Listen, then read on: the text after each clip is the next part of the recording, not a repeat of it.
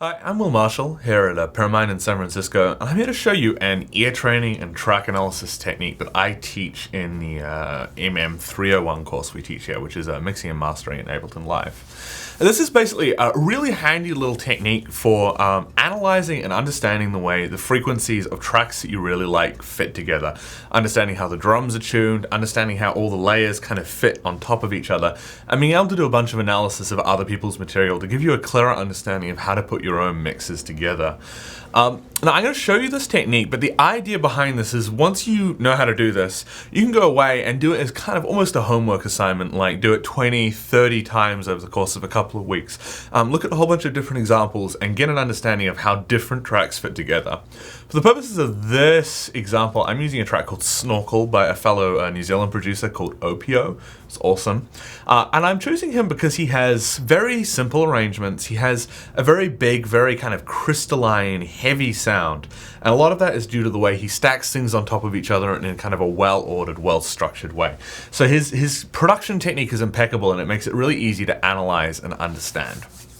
The tool we're going to be using to do the analysis is Fab Filter Pro-Q.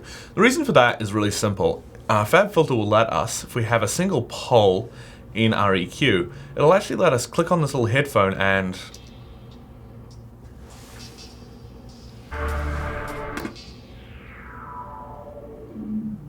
isolate different frequency bands. This just allows us to kind of narrow in very closely on specific instruments, figure out what their frequency ranges are. Quick guide to the controls here. You can actually do this with the Ableton EQ as well. I just prefer using Fab Filter because it has a bigger interface, especially if I make it large. If you hold down Command and drag up and down, you can change the width.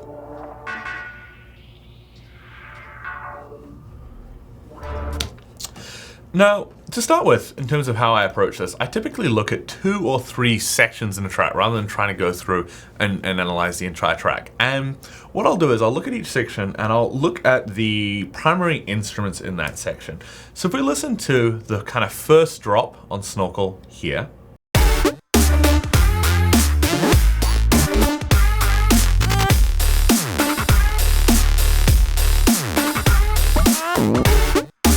I can hear a kick, a snare, a hi-hat pattern, a kind of intricate glitch hoppy bass line. The distinction between a bass line and a lead line in glitch hop is really ambiguous, but I'll call it a bass line for now. And then there's that vocal sample. Now there's a little kind of sparkles and detail stuff going on in the mix here, but for the purpose of this tutorial, we're just going to be focusing on the main instruments.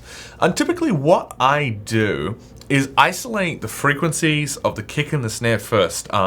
Something that you find is a lot of very good producers will tune their kick and their snare to form either be on the same note, but more commonly I find actually to form either a perfect fifth or a major or minor third, depending on the key of the track. Because that allows, even the percussion is putting you in key kind of from the get-go, and allows the percussion to have this big, very tight sound because it's all locked into the same tuning as the rest of the track.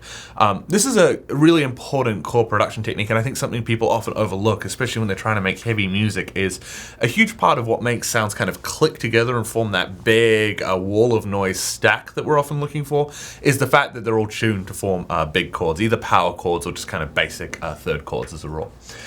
So to isolate the kick, obviously we're going to go down to the sub-frequencies, and we're just going to look for the bottom of the kick.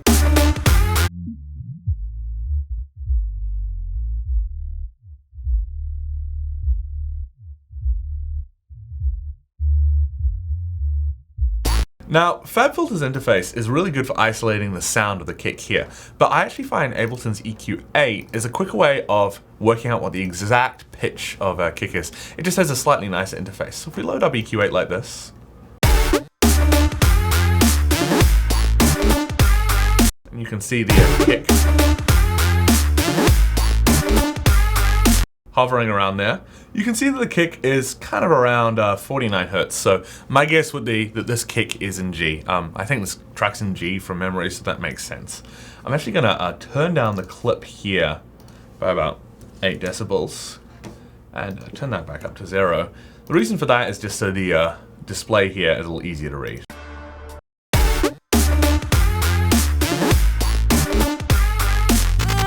Yeah, so we can see that kick is kind of smacking straight in on the G.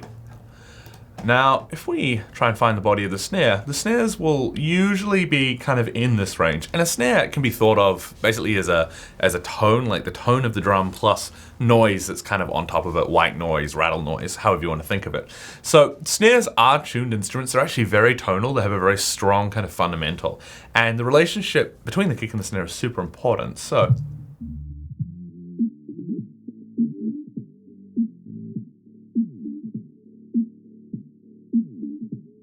you can really hear the resonance of it coming through at about 224 Hertz. So again, if we want to isolate that in terms of what note it is, I would use Ableton's EQA.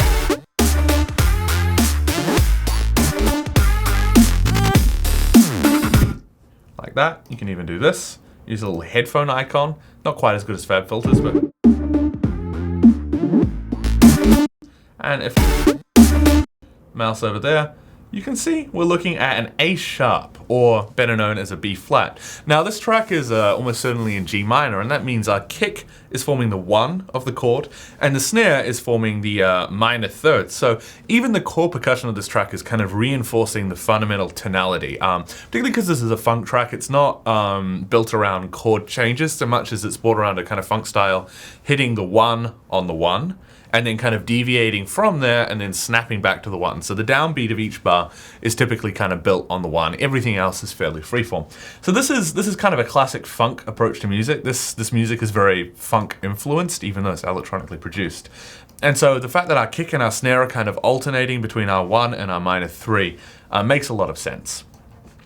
So the next thing we probably want to look at is identifying where the bottom of the bass line is. Now, something you'll find in a lot of these tracks is the bass, the kind of sub of the bass line typically sits either above or below the kick drum. In this case, from memory, it sits above. So if we go in and look for that,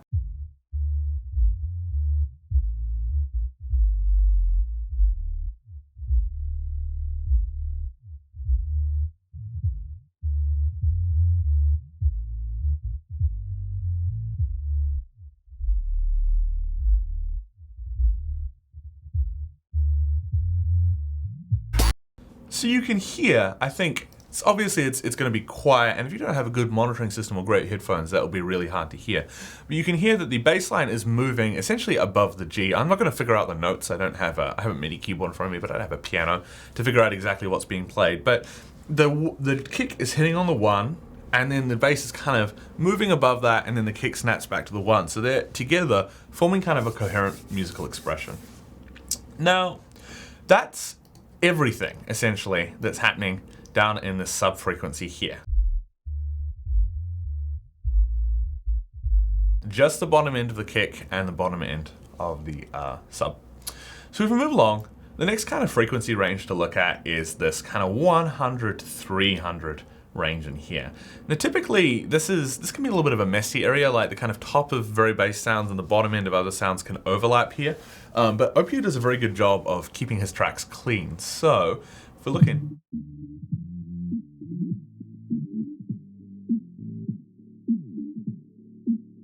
so what I can hear when I'm listening in here is obviously this kind of the richness of the bass line is starting to come. The sub is down here and there's this kind of thickness that starts happening above 100 Hertz. What we can also hear is the snare coming through really strongly. We've already identified the fundamental of that snare.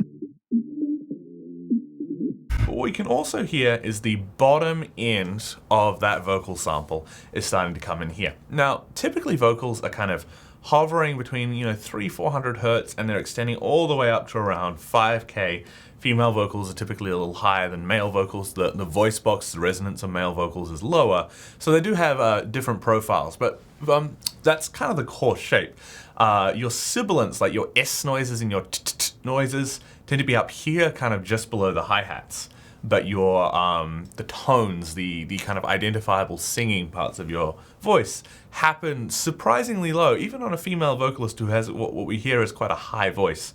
There's still a lot of kind of vocal cord noise down here below 1000 Hertz. So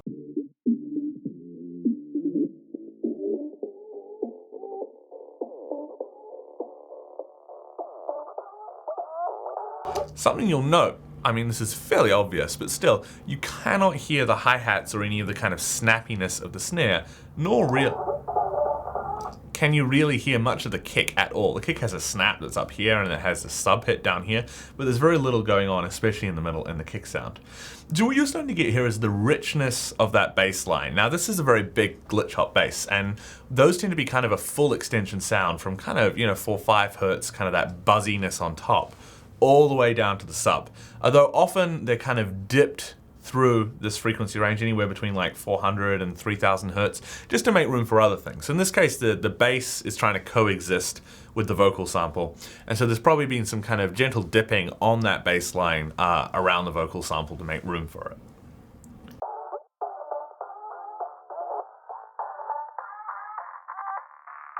And you can hear the top of the bass coming out really strongly here. You start to get the buzzsaw aspect of it.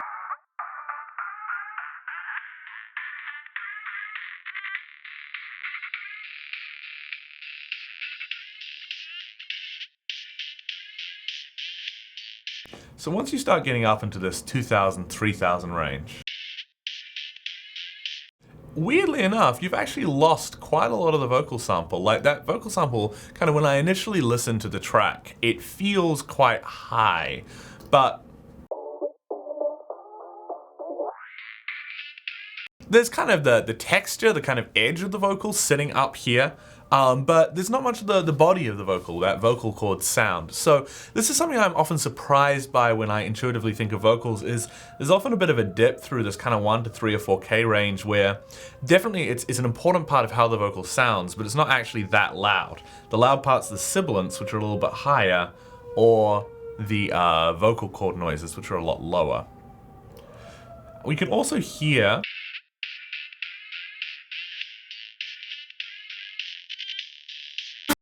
there's a lot of buzzing from the bass, obviously. The bass is a very full spectrum sound in this particular track. And we're starting to get the snappiness, the top of the snare. So you can see the snare is kind of sitting here, a lot of punch.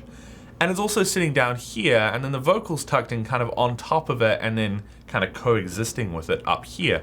So each instrument, as you start doing this kind of analysis, you'll often find that rather than an instrument having a specific frequency band it occupies, a lot of instruments will have kind of two parts to their sound. It's kind of a top and a bottom. So snares have that bottom resonance down here, the kind of drum sound, and then the snap all the way up here. Kick drums similarly, like the snap on a kick drum tends to be even higher, if not as loud as the snare drum. You can really hear that the kick and the snare probably have actually the same transient on the start of them. In the style of production, it's very common for the kick and the snare to be both blended with like the same hi-hat or the same kind of very short snare sample or something to give them integration.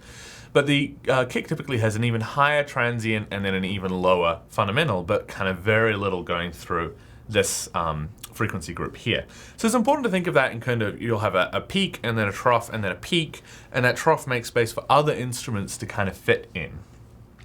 Now as we move higher, particularly above 5K or so, you'll start losing the top of the vocal. You'll probably still be hearing the snare, and you'll start getting the hi-hats and shakers and things like that coming in.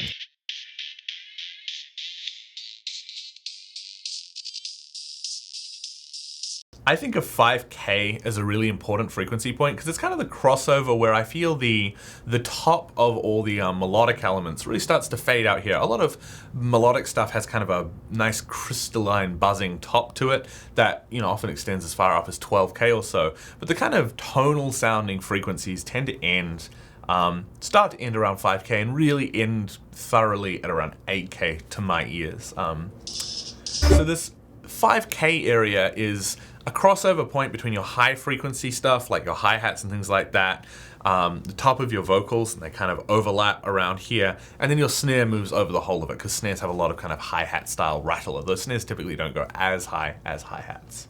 So if we move up,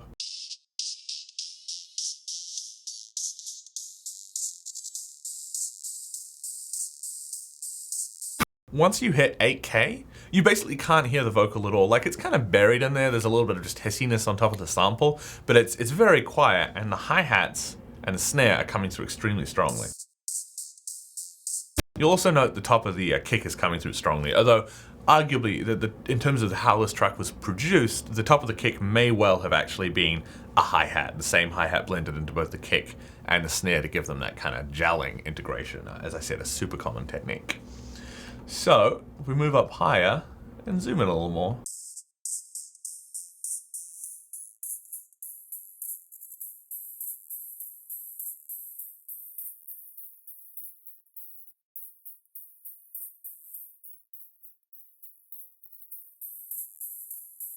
This kind of frequency range, getting up above around 10K, starts to not really feel pitched to our ears. It starts basically sounding like kind of white noise, brightness. A lot of people tend to think of this as kind of the sparkle on top of a sound.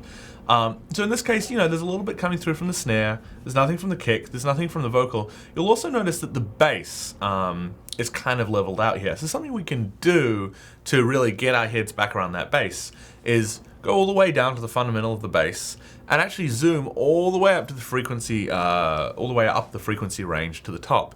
And what I want you guys to focus on as I do this is just listen to the bass. Listen to whether or not you can hear the bass and what kind of sound the bass has, because you'll find that these bass sounds typically are layered quite heavily.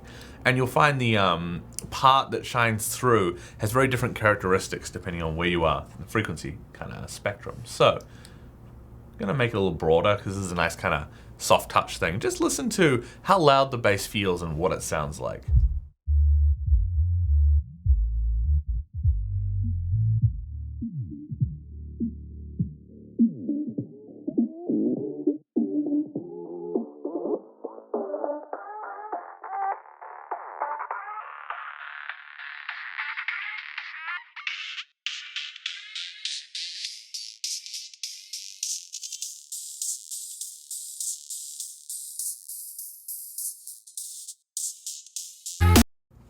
So to my ears, there's a very prominent, obviously, sub going on in the bass down here, and there's kind of a lot of warmth through here that drops off a little bit down here, and then as we come up into this range here around the kind of 1, 2, 3K range, 2 and 3, there's a lot of kind of buzz or edge on the bass that starts to come through. Now this frequency range here between about 1 and 5K is kind of considered your lead frequency range. It's where our ears are very sensitive. So vocals, any kind of lead dominant sound tends to have a strong presence in this range. You can see that the bass is actually kind of peaking in an area where that vocal doesn't have much, as I mentioned, like this character in the vocal through here, but it's not loud like it is down here or higher. And the bass is kind of poking through in here. You'll also note, and I'm going to run you through that again, just so you kind of can reset your ears.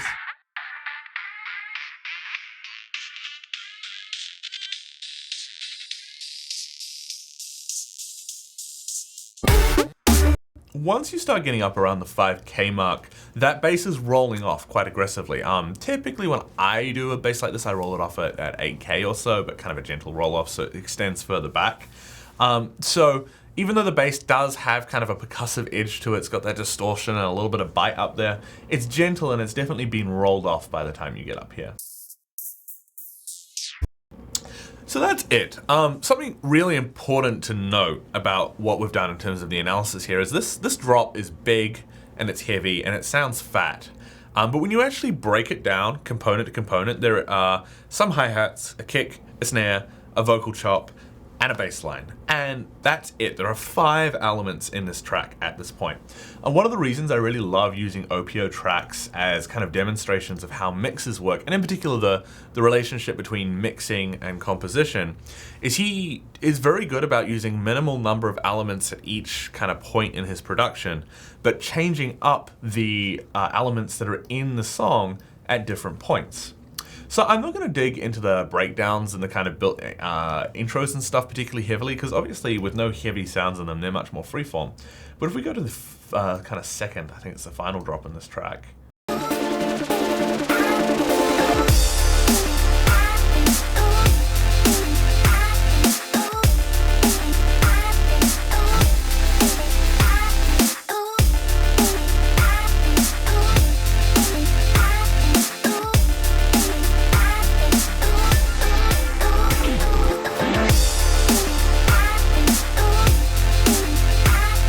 So what's different here? The thing that stands out to me most is there's this big new pad kind of lead sound that's sitting in a lot of the frequencies where the bass used to be. The vocal chop is a different pattern, it's like a different melody, but it is still going to be occupying the same frequency ranges. The kicks and stuff, the kicks and snares and the hi-hats are still more or less what they were already. It's a slightly different groove and all that. So the big change here is we've introduced a new element, which is a lead element. And what we're going to do is dive in and look at the relationship between the lead and the bass and see how those two things fit together. So, firstly, we're going to sweep from the bottom, and I want you to listen for where the bass is.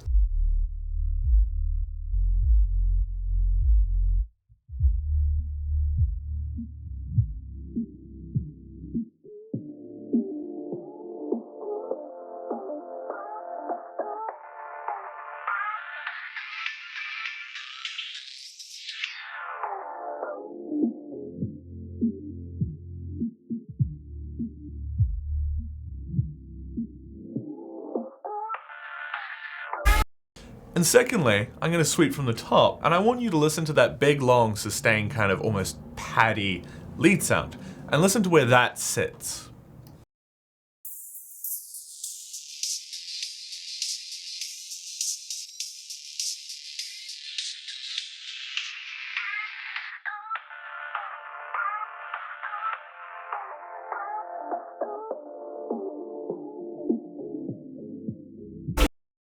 So what I hear there is really interesting to me. So this big kind of new lead sound is occupying a range from there and then kind of fading off below 1K. So it's really prominent between about 1 and 5K. It's again a big kind of wall of noise, thick sound, and it's not being rolled off too aggressively below 1K.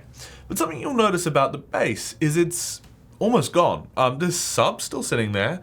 The bass pattern is much, much simpler. And I would say there's probably some overtones. I think I can hear overtones on the bass. Obviously the bass is going to be playing a tone that supports the chord that's being played in the lead. So differentiating between those two sounds is going to be hard because like with the percussion, they're stacked on top of each other to form kind of a coherent chord made up of lots of different sounds. And when that happens, I tend to think of it as kind of one sound that's made up of many layers.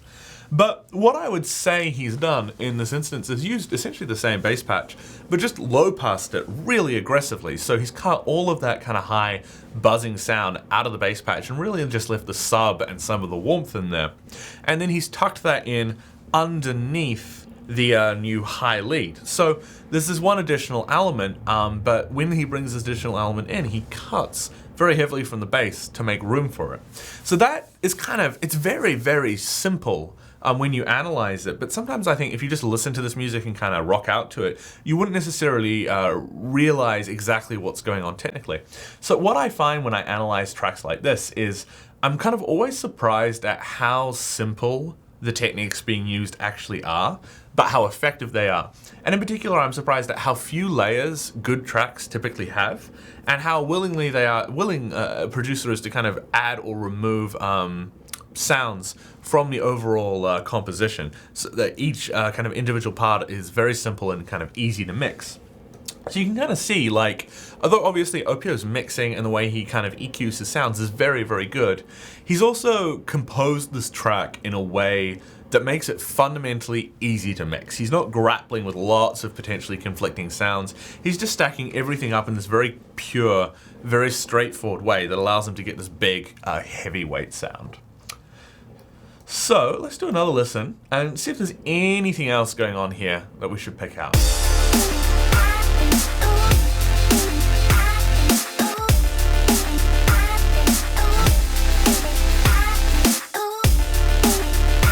Maybe if we skip ahead.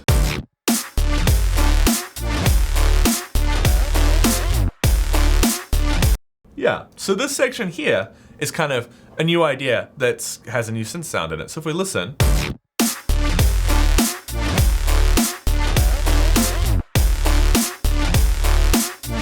you can hear there's a new synth lead as well as the bass patch.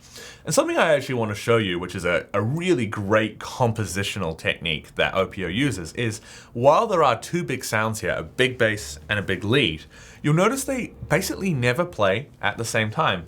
So if I go in, I can select an area in Ableton. If I hit Option Space, it'll play just that little area and stop. Really useful. See how that's just a kick, a hi-hat, and the bass? The lead here comes in on top of the bass and forms a chord with the bass, but there's no kick here, so it's not conflicting as much as it would. If the lead came in here, there'd be kick, bass, and lead, and that's 3 things, which is a lot. In this case, it's kick and bass, and then lead and bass. Here we have snare and lead,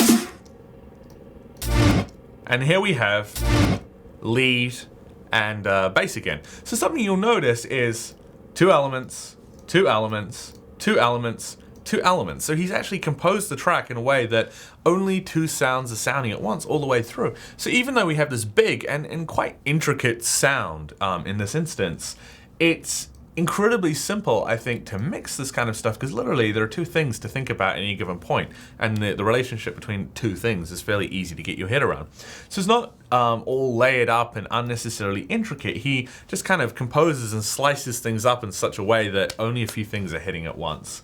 And again, I think this is profound. I'm a big believer in composing in a way that makes mixing easier later down the line. If you're struggling to mix a track, it usually means that the track is too intricate, too layered. Not always true, some things just have to be that way kind of artistically. But if you're trying to get big dance music out the gate, then this kind of minimalism is really key. So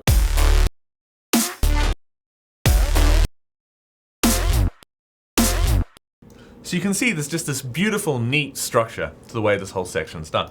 And if we, again, zoom in, the bass patch here is the same as we've already been using, but let's try and isolate that lead sound.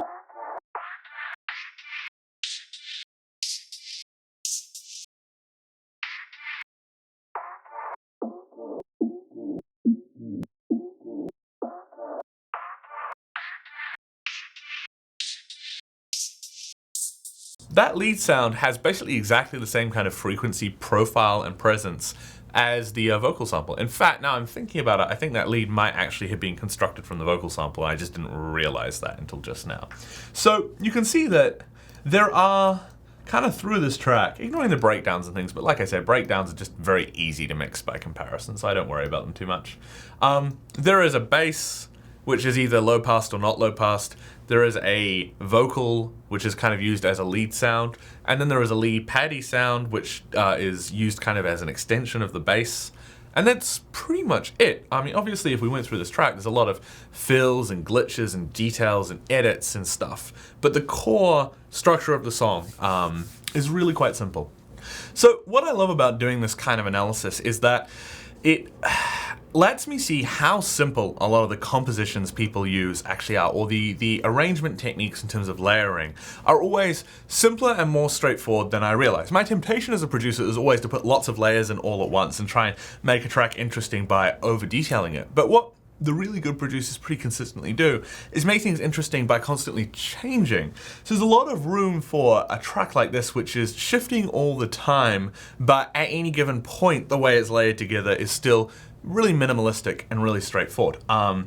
There's kind of just it's very hard to be simple. It's much easier to be complicated. And I feel like every time I dig in and do this kind of analysis, I learn a little bit more about how I can do things more simply and how everything is actually very straightforward. If you understand it well, it's not complicated. While you feel mixing is complicated is usually because you don't understand it deeply. So it gets simpler and simpler and simpler, I guess, the more you know about it. So in terms of taking this away and doing something in your own terms with it, what I would recommend is making a playlist of kind of 10 or 20 tracks of whatever genre or style you're interested in. In fact, it can be interesting to compare different genres, because obviously the way in which a trap track all fits together is very different from the way in which a glitch hop track fits together, or the way in which a jazz track fits together. And do this kind of analysis on each one. As an exercise, what I typically do is go to 3 or 4 parts of the track, typically the primary drops or the verses and the choruses and maybe the breaks, and write out a list of all the primary instruments. And then once I've done that, go through each instrument in turn and figure out kind of what its frequency range is and build up I even use kind of a box and whisker chart style thing. Build up a map of how all the instruments fit together. And what it will do is teach you the kind of jigsaw that's characteristic of the styles of music you're interested in producing. The metaphor I often use for this is Tetris. Like, mixing is very much like Tetris, but there are typical or common ways of fitting specific styles of tracks together. So the more other people's tracks you analyze in this depth, the more of an intuitive understanding you will have about how your music can fit together. Not just in terms of a mix sense when you're going in and mixing material you've already written, but you'll also have that information in mind when you are writing your own new tracks. And I found it's very helpful for me having a clear understanding of what sorts of instruments I want and what sorts of frequency ranges they need to be in. So that is my analysis technique for looking in depth at other people's music. I hope you enjoy. Thank you.